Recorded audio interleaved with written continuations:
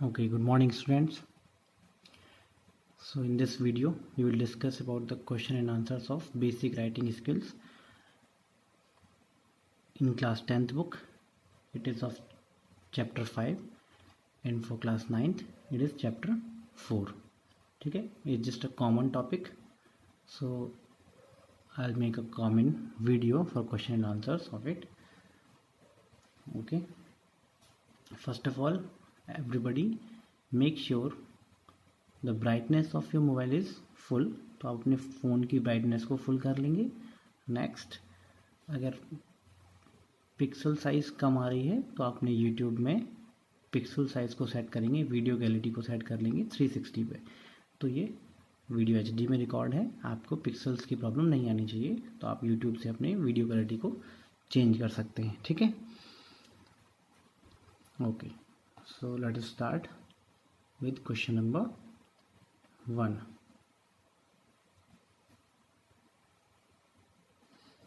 So question number 1 is test yourself, ठीक है। Test yourself के पहले भी क्वेश्चन आंसर्स आपको दिए हैं बुक में, जो सॉल्व्ड आंसर्स हैं, ठीक है।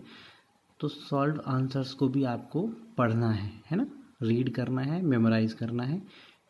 जो क्वेश्चन पेपर आएगा आपका पीरियड 2 का, हाफ ईयरली का, तो उसमें सॉल्व्ड आंसर से भी क्वेश्चन आंसर्स पुट अप होंगे, ठीक है।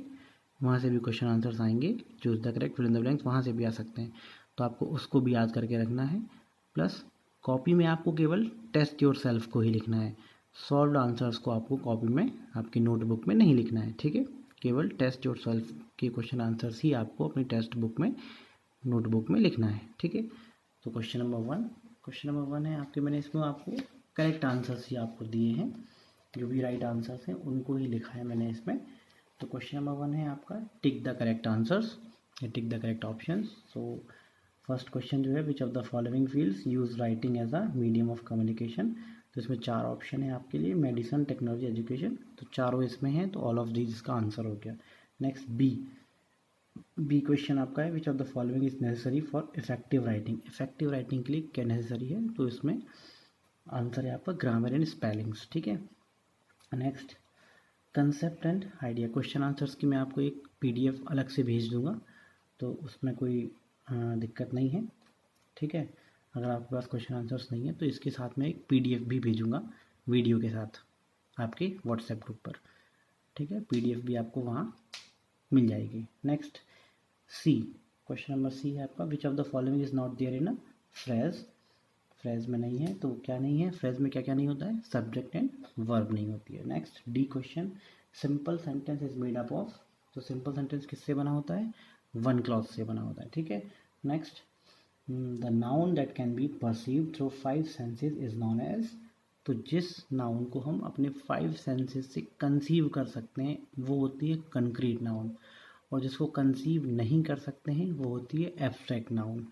क्लियर है, ये डाउट का क्वेश्चन है, आप इसको याद रखें अच्छे से। जिसमें कंसीव कर सकते हैं वो है कंक्रीट नाउन, और कंसीव नहीं कर सकते हैं तो वो है एब्स्ट्रैक्ट नाउन, ठीक है। Last question F, how many minimum sentences are there in a basic paragraph. तो बेसिक पैराग्राफ में कौन कौन से सेंटेंस होते हैं, कितने सेंटेंस होते हैं, कितने सेंटेंस होते हैं, 5 sentences are there, okay.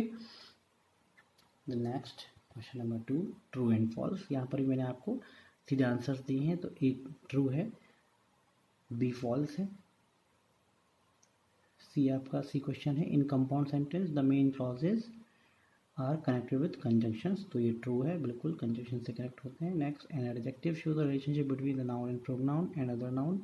No, this is wrong answer, ठीक है। एडजेक्टिव रिलेशनशिप नहीं बताता है, ठीक है, तो ये फॉल्स है। Next, a supporting sentence will show the reader what the paragraph will be about. तो ये भी फॉल्स है, सपोर्टिंग सेंटेंस नहीं बताता, ये हुक सेंटेंस या फिर टॉपिक सेंटेंस बताता है कि ये पैराग्राफ किसके बारे में है, ठीक है, तो ये फॉल्स। नेक्स्ट क्वेश्चन है आपका fill in the blanks. Fill in the blanks में क्या है,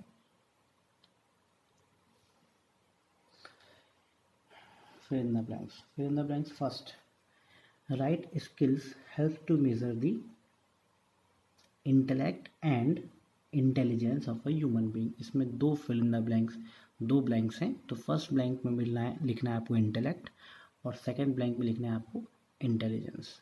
ठीक है, next B part, question number B, a clause that can not be used independently is known as, कौन सा क्लॉज? Subordinate clause. जिस क्लॉज को हम इंडिपेंडेंटली यूज ना कर सकें उसको क्या कहते हैं हम?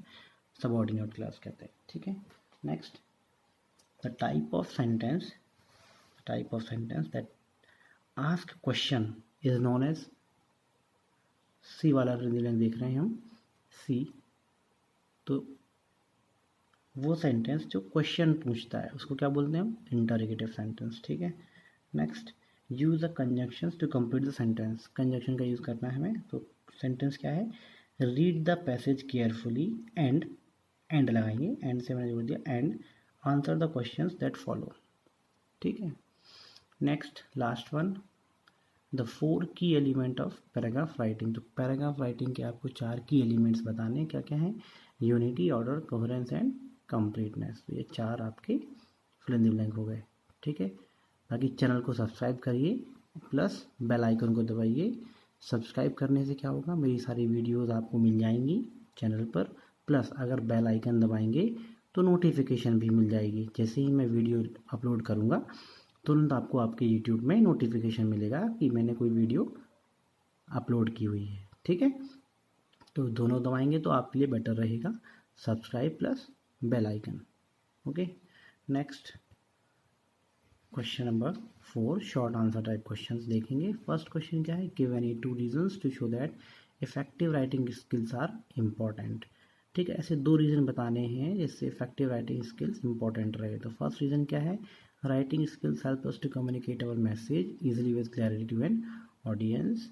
Next second is writing makes possible to share our information not only with our contemporaries but also with the future generations. तो ये 2 रीज़न है इफेक्टिव राइटिंग ऑफ स्किल्स के लिए। ठीक है, सेम एज इट इज़ आपको आंसर लिखना है, तो इसका इसकी आप वीडियो पुश करके आंसर लिख सकते हैं। ठीक है, वीडियो को पुश करें और पूरा आंसर एज इट इज़ आप लिख सकते हैं। ठीक है, नेक्स्ट क्वेश्चन नंबर 2 है what are the clauses, give one example each of main clause and subordinate clause. दोनों क्लॉज का आपको एक एक एग्जांपल भी देना है और क्लॉज बताना है। तो डिफिनेशन लिखेंगे, a clause is a group of words that has a subject and a predicate, and give one example of main clause and subordinate clause. So we have just write the example of that. So main clause, Sham washed the car, main clause हो गया, example है उसका। Subordinate clause का example, even though he didn't want to. ठीक है, तो ये दोनों एग्जाम्पल्स आपके हो गए। क्लियर, नेक्स्ट क्वेश्चन नंबर 4 है। क्वेश्चन नंबर 4 क्या कहता है? Differentiate between independent clause and dependent clause. So you have to write some difference between dependent and independent. So this is a short answer type question, so we will write only 2 sentences in it.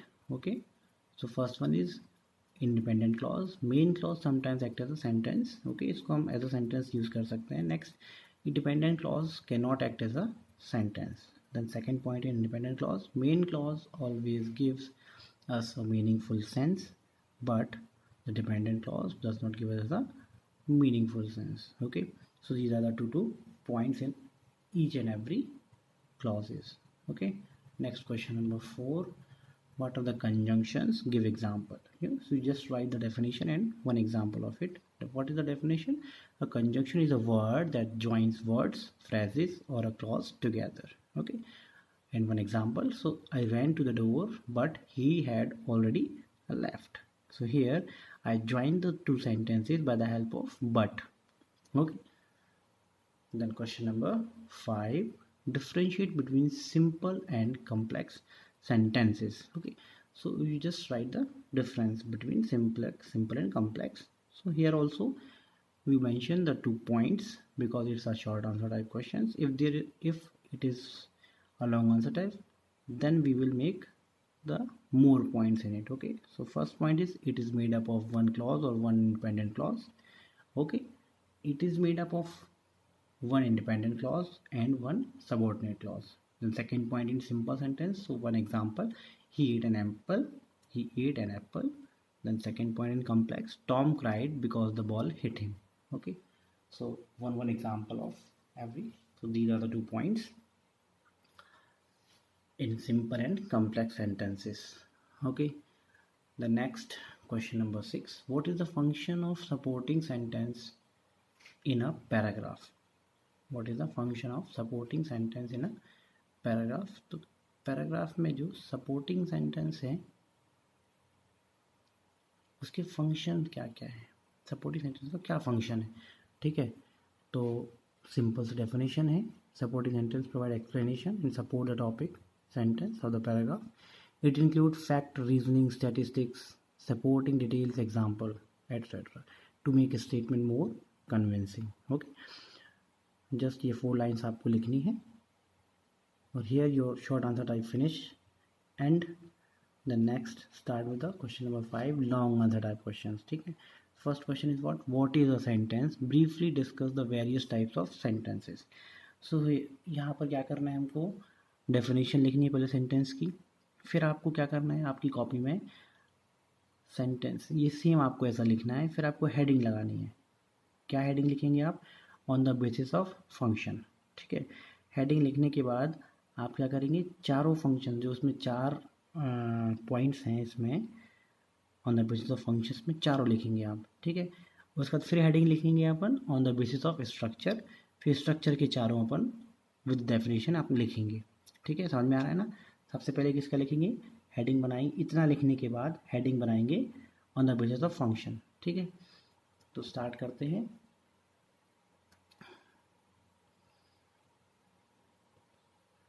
Sentences, ठीक है। तो sentence में first लिखेंगे on the first heading on the basis of function, heading डालेंगे on the basis of function.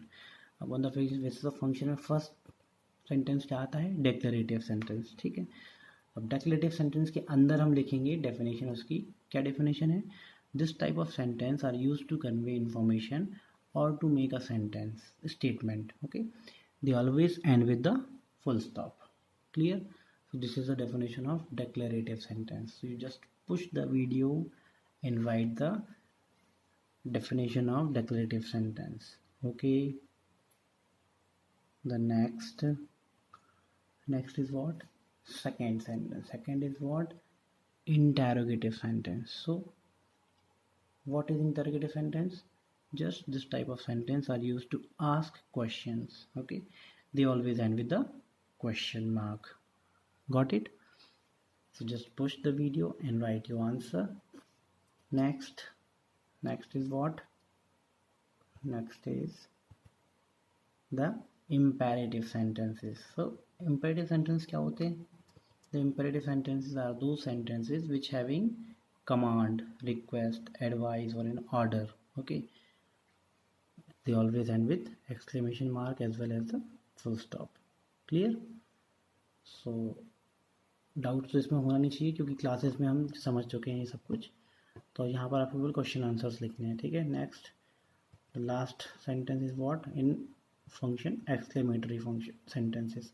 तो क्या होता है इसमें, जहाँ पर आपको स्ट्रॉन्ग फीलिंग, सडन फीलिंग आए, है ना, स्ट्रॉन्ग फीलिंग, स्ट्रॉन्ग इमोशंस आपका मिले, Joy, anger, excitement, sorrow etcetera, इनमें से किसी का भी आपको एक स्ट्रॉन्ग फीलिंग आपको मिलती है तो क्या होगा, exclamatory sentence. They always end with the exclamation mark, okay. Any doubt, अगर कोई डाउट होता है आपको तो आपके पास व्हाट्सएप नंबर है मेरा, आप मुझे व्हाट्सएप कर सकते हैं कि सर ये चीज़ में प्रॉब्लम है, मैं आपको नेक्स्ट क्लास में आपको समझा दूंगा, ठीक है।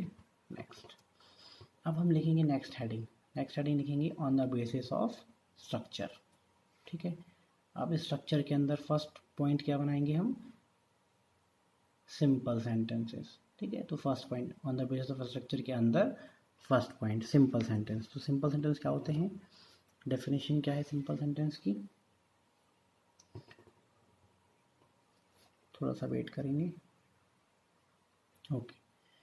So this is the definition of simple sentence, a sentence is made up of only one main clause, it contains subject and verb and having complete sense, okay. So this is the answer of simple sentence. Simple sentence के अंदर हम ये लिखेंगे, ठीक है। Next है आपका compound sentence, ठीक है। तो कंपाउंड सेंटेंस क्या होता है? कंपाउंड सेंटेंस में लिखेंगे हम, a sentence has at least two main clauses connected by a conjunction such as and, for, nor, but, so, etcetera, it has no dependent clauses. ठीक है, क्लियर? कोई दिक्कत है? नेक्स्ट आपका है, 2 मिनट वेट करेंगे। Okay, so this is a compound sentence and definition of it. Next is what? Complex. Complex sentence की definition क्या होती है? अ sentence has one main clause and at least one subordinate clause connected by conjunctions like although, because, since, unless, when, etc., or combined with the relative pronouns like who, that, which. ठीक है, just push the video and write your answer. Next one is what? The complex compound sentences. ठीक है, तो वो क्या होते हैं? A sentence is made up of at least two independent clauses and one or more dependent clauses. ठीक है, two independent clause and one or more dependent clause में रहेंगे, तो वो क्या कहलाएगा? Complex compound sentence. ओके, तो ये सब आपको क्लियर हो गया होगा। अब आप चाहें तो ये डायग्राम भी बना सकते हैं, है ना? इस तरीके से अगर आप डायग्राम बनाना चाहें, आपकी बुक में भी है, ये डायग्राम भी आप बना सकते हैं। ठीक है, और चाहें तो सिंपली आप जैसे अभी लिखा है हमने उस तरीके से लिख भी सकते हैं। ठीक है, कोई डाउट नहीं है। Next question number 5 long answer type में। Question number 2, discuss the various part of sentences, give a suitable example to show the functions of each part. ठीक है, फंक्शंस ऑफ ईच पार्ट आपको बताना है। तो इसमें 3 टाइप का फंक्शंस होते हैं, 3 पार्ट होते हैं, subject, predicate and object. So you just right the answer of it. Clear? इसका पुश करके आप सीधा आंसर लिख लीजिए वीडियो को, सब्जेक्ट, प्रेडिकेट एंड ऑब्जेक्ट, और वन एग्जाम्पल भी उसमें है। ठीक है, नेक्स्ट क्वेश्चन नंबर 3।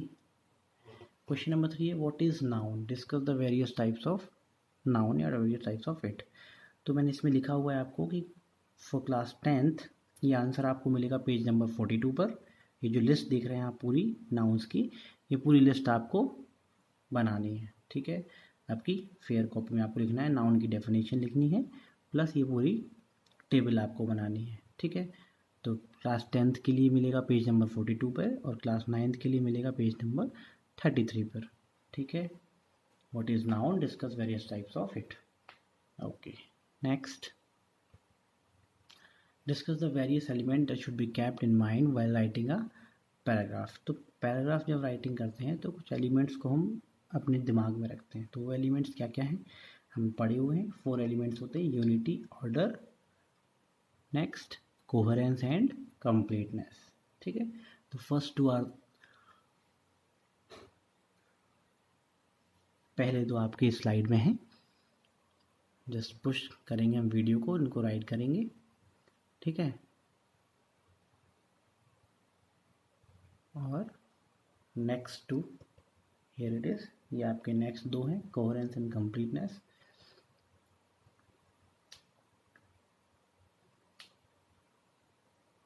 ठीक है ना, पुश करके लिख लीजिए, कोई दिक्कत नहीं है। Next question number 5, in list 10 things that should be kept in mind for effective writing.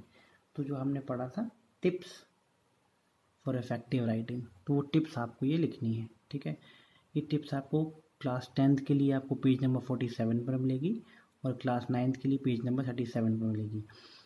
और जिसके पास नहीं है तो घबराइए नहीं, मैं एक PDF भी इसके साथ आपके व्हाट्सएप ग्रुप में अपडेट करूँगा। तो क्वेश्चन आंसर्स की या इसकी PDF भी आपको साथ में डालूंगा, तो PDF से आप ये आंसर्स आप देख सकते हैं। ठीक है, विद द पेज नंबर। ठीक है, PDF भी मैं आपके साथ में अपलोड करूँगा आपके व्हाट्सएप ग्रुप में, तो आप वहाँ से भी सब कुछ देख सकते हैं। ठीक है, ओके, नेक्स्ट, सब्सक्राइब करना है। ये बटन आप देख रहे हैं नीचे सब्सक्राइब, ये सब्सक्राइब को क्लिक करेंगे तो सब्सक्राइब हो जाएगा। उसके बाद फिर एक बेल आइकन आएगा, वो बेल आइकन पर क्लिक करेंगे तो आपका नोटिफिकेशंस आपको स्टार्ट हो जाएंगी। क्लियर? एवरीबॉडी जो भी वीडियो देख रहा है वो सब्सक्राइब जरूर करेगा। ठीक है, okay, stay home, stay safe, take care, good bye.